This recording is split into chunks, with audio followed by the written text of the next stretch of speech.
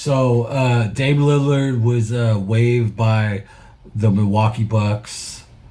You know, after the incredible comeback from the blood clot issue in the playoffs, and then going down in the first round to the Indiana Pacers with having a severe leg injury.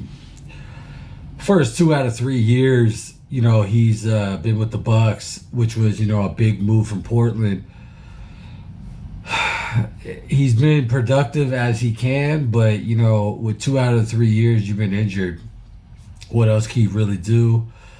But he was waived by the Bucks in order to the Bucks to move on to add key players, such as they did after waiving him, acquiring Miles Turner from Indiana.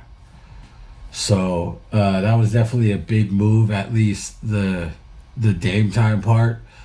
But it's good for Dame, man. Like the thing was that when he initially went to Milwaukee, he didn't.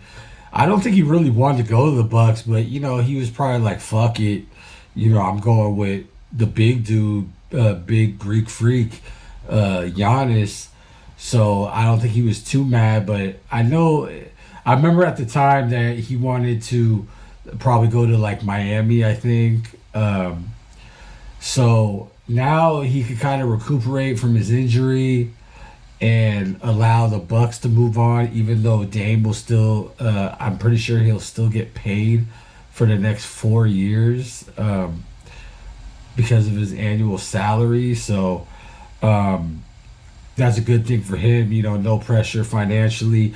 And, the injury he's coming back from, this is like twice in 3 years, similar to Klay Thompson. It's kind of hard. So it's just, let's see how he comes back from this, because they said that he, the best case scenario is he would be back February-ish. And I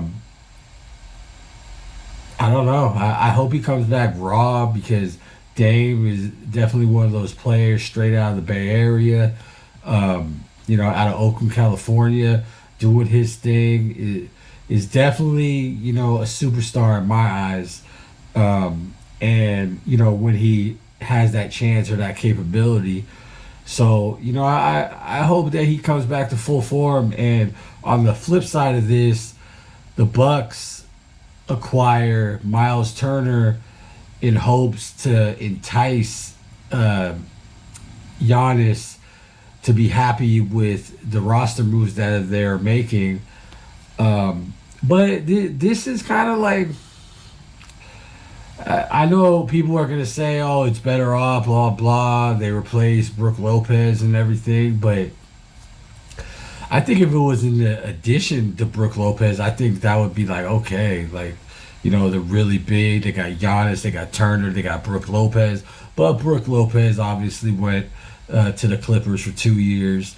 But I don't know. I don't think this is not a needle mover for them. I mean, they are doing like things that they need to do. They re-signed Portis. They re-signed Porter Jr. They re-signed Gary Trent Jr. And now they got Turner. So I think they'll definitely be barring everybody's healthy. They could be a top 5 or 6 team in the East, maybe even better, because the East is so like garbage. Sorry, but garbage. But yeah. So like, especially this move, like the thing it kind of does is it kind of subtracts Indiana out of this, because Tyrese won't be playing. They lost Miles Turner. Like, who do they have besides the role players? Like, who's gonna be their point guard? Yeah, I don't know if you could start McConnell like that.